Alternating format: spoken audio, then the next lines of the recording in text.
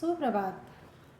आज हम तृतीय पाठः स्वराष्ट्रगौरवम् के श्लोक की सप्रसंग व्याख्या कर रहे हैं। सबसे पहले हम ये जान लें कि सप्रसंग व्याख्या क्या होती है। सप्रसंग पहले लिखा जाता है, व्याख्या उसके बाद में। तो सप्रसंग का अर्थ होता है कि जो पंक्तियाँ, जो काव्य की पंक्तियाँ हमने ली हैं वो किस पाठ से है। उसके बाद में आती है व्याख्या। व्याख्या में उसका विस्तृत रूप लिखा जाता है कि उन पंक्तियों में किस बारे में बताया गया है। तो वो सारे डिटेल में लिखना होता है, उसे कहते हैं व्याख्या। तो शुरू करते हैं हम। पहला हमारा श्लोक है इस पाठ से।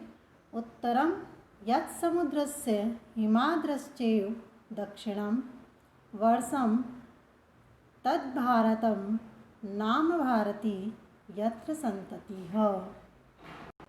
सप्रसंग व्याख्या देखिए इसकी। प्रसंग है श्लोकोऽयम् अस्माकं स्पंदना इति पाठ्यपुस्तकस्य स्वराष्ट्रगौरवम् इति पाठात् उद्धृत। श्लोक हमारे स्पंदना की पाठ्य पुस्तक से स्वराष्ट्रगौरवम् पाठ से उद्धृत है। मूलतो अयं श्लोकः विष्णु महापुराणात् संकलितः। मूलतः ये श्लोक विष्णु पुराण से संकलित है। अस्मिन् श्लोके कविः भारतस्य भौतिक परिचयं प्रस्तुति। इस श्लोक में कवि भारत की भौतिक स्थिति का परिचय देते हैं। व्याख्या देखिए।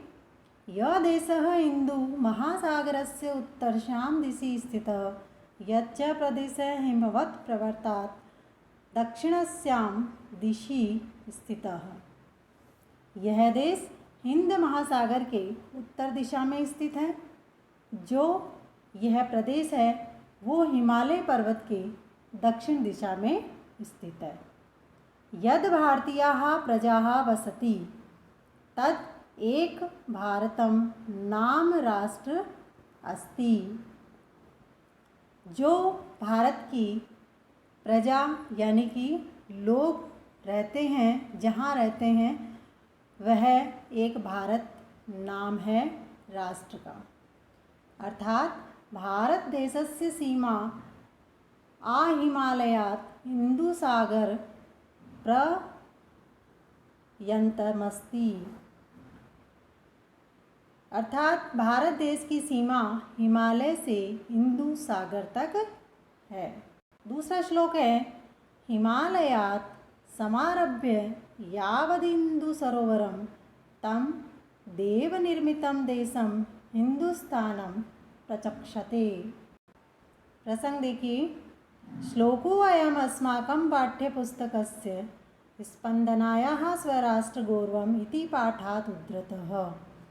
प्रसंग में सबसे पहली लाइन तो सभी में यही लिखनी है कि यह श्लोक या यह काव्यांश की जो पंक्तियां हैं वो किस पाठ से है। तो श्लोक हमारे पाठ्यपुस्तक स्पंदना स्वराष्ट्रगौरवम् पाठ से उद्धृत है। श्लोकोऽयं मूलतः बृहस्पत्यागमात् संकलितः अस्ति। श्लोक मूलतः बृहस्पत्यागम से संकलित है। श्लोके अस्मिन् कविः हिंदुस्तानस्य भौगोलिक स्थितिं दर्शयति। इस श्लोक में कवि ने हिंदुस्तान की भौगोलिक स्थिति को दर्शाया है। इस प्रसंग से संबंधित हिंदी अनुवाद यहाँ नीचे लिखा है। व्याख्या देखिए। हिमवतः पर्वतात् प्रारभ्य हिंद महासागर पर्यन्तं यह देशः स्थितः अस्ति स देशः हिंदुस्तान इति नाम्ना ज्ञायते। हिमालय पर्वत से लेकर के हिंद महासागर तक जो देश स्थित है वह देश हिंदुस्तान के नाम से जाना जाता है। देवनिर्मितं हिमालयात् इंदुसागर पर्यन्तं भूखंडम हिंदुस्तान इति अभिधानेन ख्याताम अस्ति। देवताओं द्वारा रचित हिमालय से हिंद महासागर तक का भूखंड राजस्थान के नाम से प्रसिद्ध है। नंबर 3 श्लोक, गायन्ति देवाः किल गीतकानि धन्यास्तु ते भारत भूमि भागे स्वर्गास्पद मार्गभूते भवन्ति भूयः पुरुषा सुरत्वात्। सप्रसंग व्याख्या में प्रसंग, श्लोकोऽयम् अस्माकं पाठ्यपुस्तकस्य स्पन्दनायाः स्वराष्ट्रगौरवमिति पाठात् उद्धृतः। श्लोकोऽयं मूलतः विष्णुपुराणात् संकलितः अस्ति। श्लोक हमारी पाठ्यपुस्तक स्पंदना के स्वराष्ट्र गौरव से उद्धृत है। श्लोक मूलतः विष्णु पुराण से संकलित है। श्लोके अस्मिन् कविः भारतभूमि महत्तां वर्णयति। इस श्लोक में कवि ने भारत भूमि की महत्ता का वर्णन किया है। व्याख्या है, निश्चितमेव सुराः गीताकानि गायन्ति अर्थात भारतस्य गुणगानं कुर्वन्ति। यश्रेष्ठाः सौभाग्यवन्तः तु ते मनुष्याः सन्ति। निश्चित ही देवता भारत का गुणगान करते हैं कि श्रेष्ठ सौभाग्यशाली वे मनुष्य हैं। ये स्वर्गस्य मोक्षस्य च मार्गस्वरूपे स्थले भारत देशे देवत्वात् पुनः पुनः जन्म लभन्ते। अर्थात भारतं स्वर्ग मोक्षम च प्रदायकम।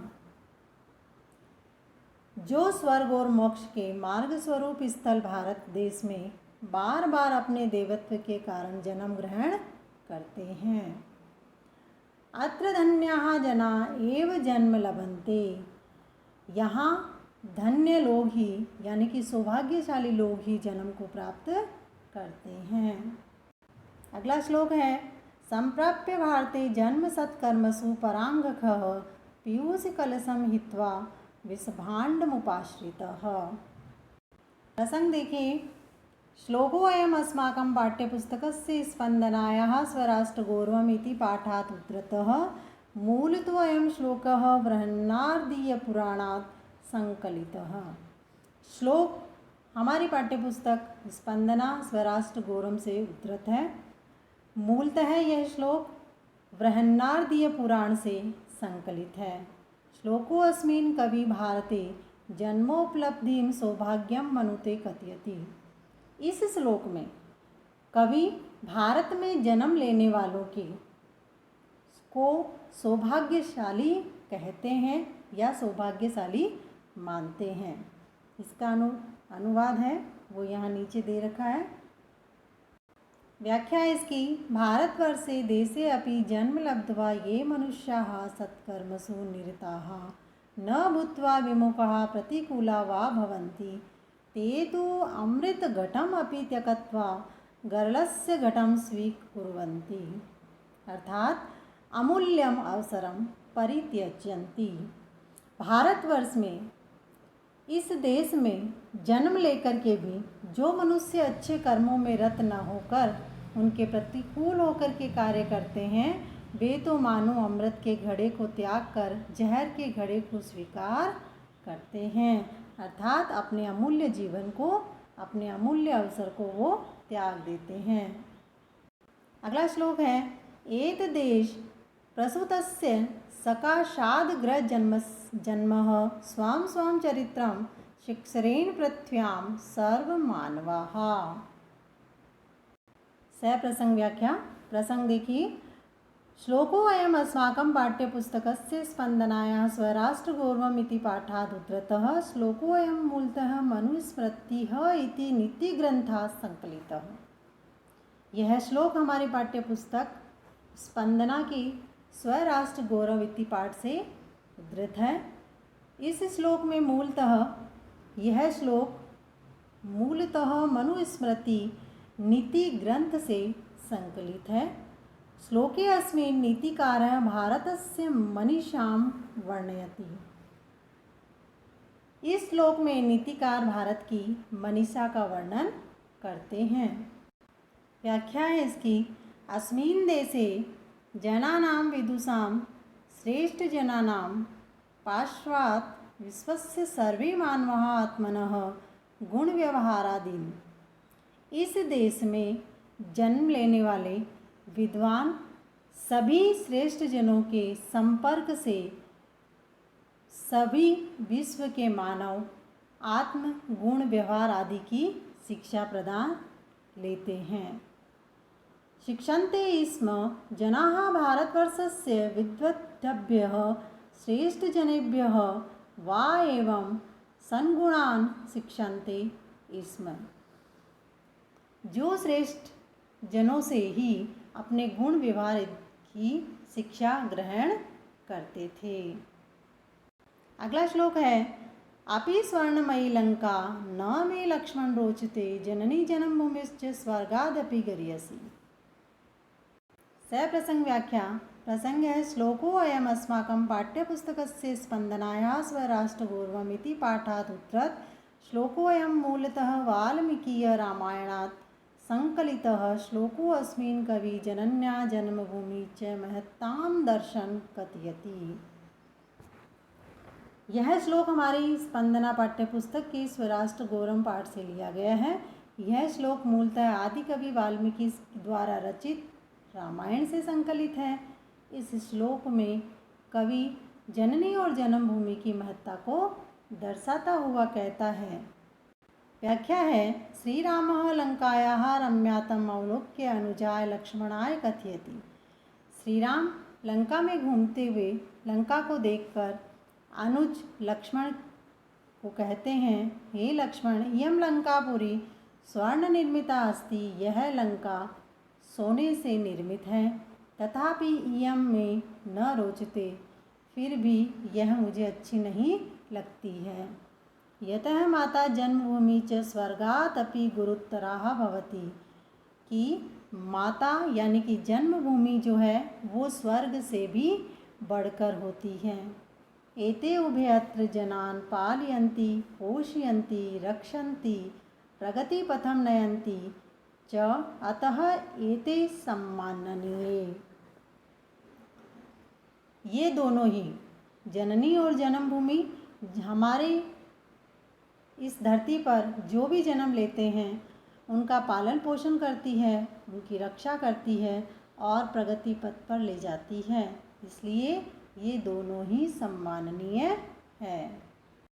अगला श्लोक है, राष्ट्रदृष्टिं नमस्यामो राष्ट्रमंगलकारिणीं यया विना न पश्यन्ति राष्ट्र स्वनिकट स्थितम्। सप्रसंग व्याख्या।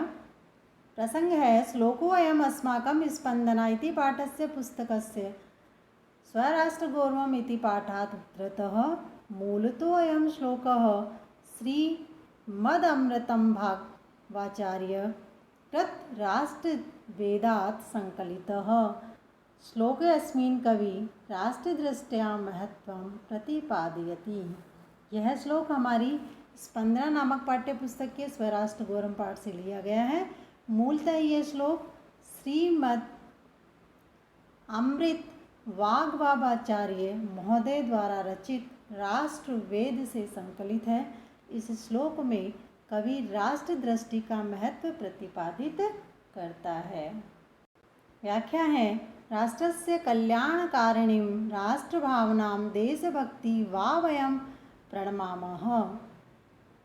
राष्ट्र का कल्याण करने वाली राष्ट्रीय दृष्टि या राष्ट्रीय भावना को मैं प्रणाम करता हूँ या हम सब प्रणाम करते हैं।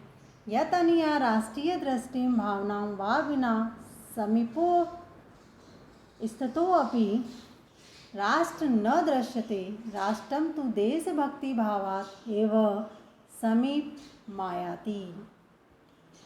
जिसके कारण व्यक्ति अपने पास स्थित राष्ट्र को नहीं देख सकता। राष्ट्र तो देशभक्ति भाव के कारण ही समीप आता है। अगला श्लोक है, समान संस्कृति मतां ग्रावती पितृपुण्यभूः तावतीं भूवमावृत्य राष्ट्रमेकं निगदति। प्रसंग है, श्लोको अयम अस्माकं स्पन्दना इति पाठ्यपुस्तकस्य स्वराष्ट्रगौरवम् इति पाठात् उद्धृतः। मूलतो अयं श्लोकः श्रीमद् अमृत भागवाचार्यः महोदय रचित राष्ट्रवेदात् संकलितो अस्ति। यह श्लोक हमारी पाठ्यपुस्तक स्पंदना के स्वराष्ट्र गौरव पाठ से लिया गया है। मूलतः यह श्लोक श्रीमद् भागवताचार्य रचित राष्ट्रवेद से संकलित है। श्लोकोऽस्मिन् कविः राष्ट्रपदं परिभाषते। इस श्लोक में राष्ट्रपद की परिभाषा की गई है। व्याख्या: सदृश संस्कृतियुतानां जनानां यावत्पर्यन्त पितृपावना भूः अस्ति। समान संस्कृति युक्त लोगों की जहाँ तक पावन पितृभूमि है, तावत् एव धराम् अधिकृत्य यत् स्थानं भवति तदेव एकं राष्ट्रं भवति। तब तक भूमि का वह स्थान एक राष्ट्र कहलाता है या होता है। एक एव विचारधाराया जनाः यत्र निवसन्ति तदेव राष्ट्र भवति। एक ही विचारधारा के लोग जहाँ निवास करते हैं वह ही राष्ट्र होता है। अगला श्लोक है पितृभूत्वं पुण्यभूत्वं द्वयं यस्य न विद्यते तस्य स्वत्वं तत्र राष्ट्रे भवितुं न किलाहर्ति। प्रसंग: श्लोकोऽयम् अस्माकं स्पंदना इति पाठ्यपुस्तकस्य स्वराष्ट्रगौरवम् इति पाठात् उद्धृत। मूलतोऽयं श्लोकः श्रीमद् अमृतभागवताचार्य महोदयः कृत राष्ट्रवेदात् संकलितो अस्ति। यह श्लोक हमारी स्पंदना पाठ्यपुस्तक के स्वराष्ट्र गौरव पाठ से लिया गया है। मूलतः यह श्लोक श्रीमद् अमृत भागवताचार्य महोदय द्वारा राष्ट्रवेदात् से संकलित है। श्लोके अस्मिन् कविः कथयति यत् तस्य पितृभूत्वं मातृभूत्वं च भावं न भवति तस्य स्वत्वमपि न भवति। इसमें कवि कहते हैं कि जिसे मनुष्य की पितृभूमि और मातृभूमि का भाव नहीं होता है उसका स्वामित्व भी वहाँ नहीं होता है। व्याख्या है पितुः भूमे भाव मातुः भूमे च पावन भूमे है भाव यस्य हृदय न भवति तस्य राष्ट्र स्वामित्वम आत्मीयता वा न भवति। पितृभूमि के भाव और मातृभूमि के पावन भूमि के भाव जिसके हृदय में नहीं होते हैं उसको राष्ट्र के स्वामित्व और आत्मीयता उसमें नहीं होती है। राष्ट्रे तो अधिकारः तस्यैव भवति यस्य हृदये राष्ट्र प्रति पितुः मातुः च भाव विद्यते। राष्ट्र में तो अधिकार उसी का होता है जिसके हृदय में राष्ट्र के प्रति मातृ और पितृ भाव विद्यमान होता है। स एव देशभक्तः राष्ट्रवादी जनः राष्ट्रस्य स्वामित्व प्राप्तुं शक्नोति। वही देशभक्त राष्ट्रवादी मनुष्य राष्ट्र के स्वामित्व को प्राप्त कर सकता है। अगला श्लोक है राष्ट्रस्य उत्थान पतने राष्ट्रीय अवलंब्य ही भवत् सर्वदा तस्माच्छित् क्षणीयास्तु राष्ट्रियाः। प्रसंग: श्लोकोऽयम् अस्माकं पाठ्यपुस्तकस्य स्पंदना इति स्वराष्ट्रगौरवम् इति पाठात् उद्धृतः। श्लोकोऽयं मूलतः श्रीमद् अमृतवाग्भाचार्य रचितात् राष्ट्रवेदात् संकलितो अस्ति। यह श्लोक हमारे पाठ्यपुस्तक स्पंदना स्वराष्ट्र गौरव पाठ से लिया गया है। यह श्लोक मूलतः श्रीमद् अमृतवाग्भाचार्य द्वारा रचित राष्ट्रवेदात् से संकलित है। श्लोकोऽस्मिन् कवि राष्ट्रस्य उन्नत्योः कारणं शिक्षा प्रतिपादयति। इस श्लोक में कवि ने राष्ट्र की उन्नति अवनति का कारण शिक्षा को प्रतिपादित किया है। व्याख्या: राष्ट्रे वास्तव्यान् आश्रित्य एवं राष्ट्रस्य उन्नति अवनति वा संभवति। राष्ट्र में निवास करने वालों का आश्रय लेकर ही राष्ट्र की उन्नति अथवा अवनति संभव होती है। अतः राष्ट्रस्य निवासिनः सदैव शिक्षिताः भवेयुः। इसलिए राष्ट्र के निवासी हमेशा ही शिक्षित हो। अशिक्षिताः राष्ट्रवासिनः राष्ट्रस्य उन्नतौ सहयोगं न प्रदातुं शक्नुवन्ति। अतः राष्ट्र के निवासी सदैव शिक्षित होने चाहिए। अशिक्षित राष्ट्र के निवासी राष्ट्र की उन्नति में सहयोग नहीं कर सकते हैं। अतः शिक्षितम राष्ट्रम एव सबलम भवति, इसलिए शिक्षित राष्ट्र ही एक सबल राष्ट्र होता है। अंतिम श्लोक है, विद्या शस्त्रम शास्त्रम च द्वे विद्ये प्रतिपत्तये शस्त्रेण रक्षिते राष्ट्र शास्त्र चर्चा प्रवर्तते। प्रसंग है, श्लोकोऽयम् अस्माकं पाठ्यपुस्तकस्य स्पन्दनायाः स्वराष्ट्रगौरवमिति पाठात् उद्धृतः अस्ति। मूलतोऽयं श्लोक चाणक्यमहोदयेन विरचितात् चाणक्यनीत्या संकलितः अस्ति। यह श्लोक हमारे पाठ्यपुस्तक स्पंदना के स्वराष्ट्र गौरव पाठ से लिया गया है। मूलतः यह श्लोक चाणक्य महोदय के द्वारा रचित चाणक्य नीति से संकलित है। श्लोके अस्मिन् कविः नीतिकारः कथयति। यह श्लोक में कवि नीतिकार कहते हैं, यत् शस्त्रेण सुरक्षित राष्ट्रः एव शास्त्र चर्चा कर्तुं समर्थः भवति, कि शस्त्र से सुरक्षित राष्ट्र में ही शास्त्रीय चर्चाएं संभव हैं। व्याख्या, ज्ञान प्राप्तये विद्यायाः द्वे विद्ये भवति। ज्ञान प्राप्ति के लिए दो विद्याएं होती हैं। एका शस्त्र विद्या भवति, द्वितीया च शास्त्र विद्या भवति। एक शास्त्र विद्या होती है, दूसरी शस्त्र विद्या होती है। शस्त्र विद्या मानवस्य देशस्य व रक्षणाय समर्था भवति। शस्त्र विद्या मानव की देश की रक्षा के लिए समर्थ होती है। राष्ट्रस्य अस्मिता शस्त्रेण एव सुरक्षिता भवति। राष्ट्र की अस्मिता शस्त्र के द्वारा ही सुरक्षित होती है। यत् राष्ट्र शस्त्रबलेन शत्रुः भयात् सुरक्षितः भवति, तथैव शास्त्र विद्या पठितुं पाठयितुं च शक्यते। जो राष्ट्र शस्त्र बल से शत्रु के भय से सुरक्षित होते हैं, वह ही शास्त्र विद्या पढ़ने और पढ़ाने योग्य होते हैं, या वहाँ शास्त्र विद्या पढ़ी या पढ़ाई जा सकती है। तस्मिन् शस्त्रबलेन सुरक्षितं राष्ट्रे एव शास्त्राणां विद्यानां विज्ञान आदीनां विमर्शः भवति। इस शस्त्र बल से ही सुरक्षित राष्ट्र में ही शास्त्र विद्या विज्ञान आदि के विचार विमर्श होते हैं। तत्रैव शास्त्र चर्चा प्रवर्तते, वहाँ ही शास्त्र चर्चा होती है। अतः राष्ट्र रक्षणाय शस्त्र विद्यायाः अति महत्वं वर्तते।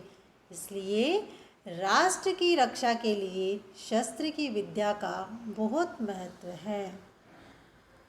इसका हिंदी अनुवाद यहाँ नीचे दे रखा है। धन्यवाद।